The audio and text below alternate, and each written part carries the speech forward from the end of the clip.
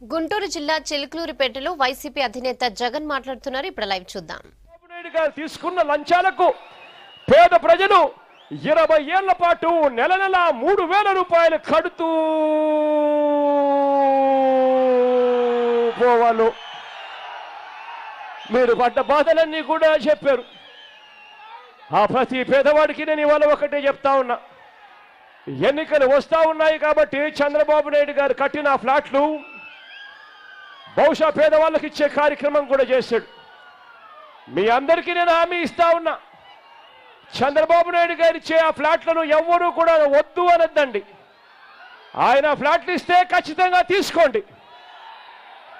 ఆ తర్వాత మీ అందరికీ నేను మాట ఇచ్చాను, ఇంతకు ముందే మళ్ళీ చెప్తా ఉన్నాను ఆ మాట. అదే ఫ్లాట్లు ఏదైతే చంద్రబాబు నాయుడు గారు ఇచ్చారో ఆ ఫ్లాట్లు ఆయన ఇస్తే మీరు తీసుకోండి. ఆ తర్వాత దేవుడు దయతో మీ అందరి చల్లని దీవెనలతో రేపొద్దున మనందరి ప్రభుత్వం అధికారంలోకి వచ్చిన తర్వాత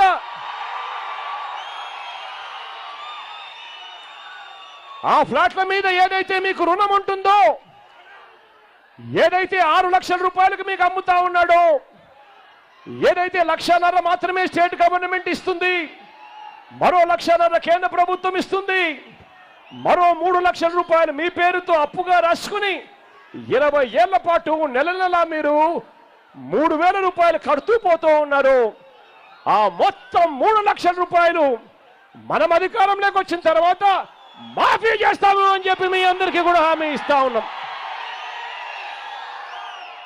ఆ రోజు చెప్పిన మాటలు నాకు బాగా గుర్తున్నాయి. ఆ రోజు ఇక్కడికి వచ్చినప్పుడు పాదయాత్ర జరుగుతూ ఉన్నప్పుడు ఎడవల్లిలో ఏ రకంగా 416 ఎకరాల దళితుల భూములు వీళ్ళు ఆక్రమించారు, ఏ రకంగా అక్కడ గ్రనైట్ కోసం అని చెప్పి 1975 సంవత్సరంలో ఇచ్చిన భూములను పట్టాలను రద్దు చేసి ఏ రకంగా వీళ్ళు గద్దల్లా ఆ భూములను ఆక్రమించే ప్రయత్నం చేశారో కూడా చెప్పారు.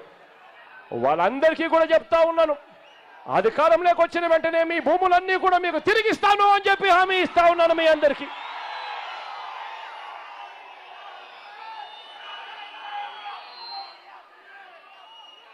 చిలకలూరుపేట వచ్చినప్పుడు ఇక్కడ జరిగిన అవినీతి గురించి కూడా చెప్పుకొచ్చారు. మంత్రిగా ఉన్న వ్యక్తి ఎవరైనా కూడా అవినీతి చేయకూడదు, మోసాలు చేయకూడదు, అబద్ధాలు ఆడకూడదు. కానీ ఇక్కడ మంత్రి పుల్లారావు గారు దగ్గరుండి పత్తి కొనుగోలు కేంద్రాలలో సిసిఐ ద్వారా పత్తి కొనుగోలు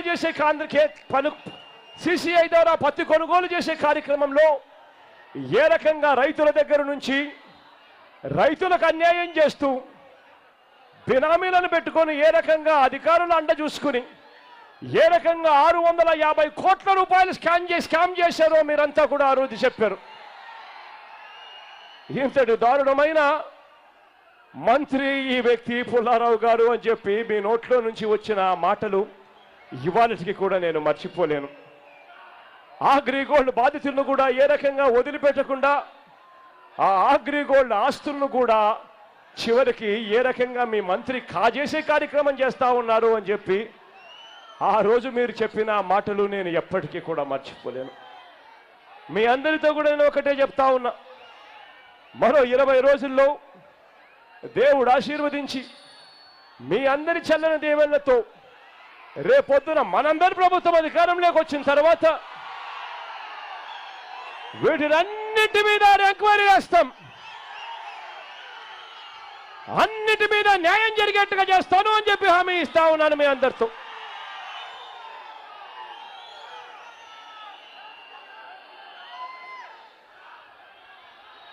ఐదు సంవత్సరాల చంద్రబాబు నాయుడు గారి పాలనలో ప్రతి గ్రామము నేను తిరుగుతూ వచ్చా. ఆ సుదీర్ఘ పాదయాత్రలో రైతన్నలు పడిన బాధలు చూశా, పేదవాడు పడ్డ బాధలు చూశా, అక్క చెల్లెమ్మలు పడతా ఉన్న అవస్థలను చూశా. మామూలుగా అయితే అక్క చెల్లెమ్మలు కన్నీళ్లు పెట్టారు అని అంటే ఇంటికి అరిష్టం అంటారు.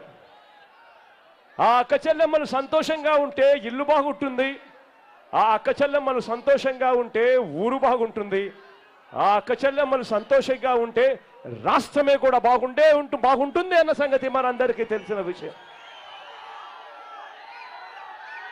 కానీ ఈ పెద్ద మనిషి చంద్రబాబు నాయుడు గారి హయాంలో అటువంటి అక్క చెల్లెమ్మలు పడతా ఉన్న బాధలు చూశా. ఏ రకంగా 2014లో చంద్రబాబు నాయుడు గారు అక్క చెల్లెమ్మలకు, ఆ పొదుపు సంఘాల్లో ఉన్న అక్క చెల్లెమ్మలకు అక్షరాల 93 లక్షల మంది పొదుపు సంఘాల్లో ఉన్న అక్క చెల్లెమ్మలను ఏ రకంగా చంద్రబాబు నాయుడు గారు మోసం చేశారు ఆ అక్క చెల్లెమ్మలు చెబుతూ ఉన్నప్పుడు వాళ్ళ బాధను విన్నా. ఏ రకంగా అక్క చెల్లెమ్మలకు రుణాలు మాఫీ చేస్తాను, మీరు డబ్బులు కట్టొద్దండి అని చెప్పి ఏ రకంగా చంద్రబాబు నాయుడు గారు చెప్పాడు.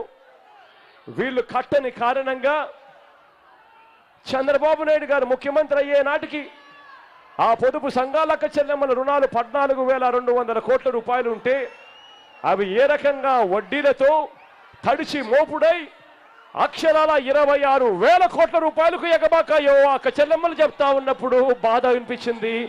వారు చెప్పిన ఆవేదనను విన్నా.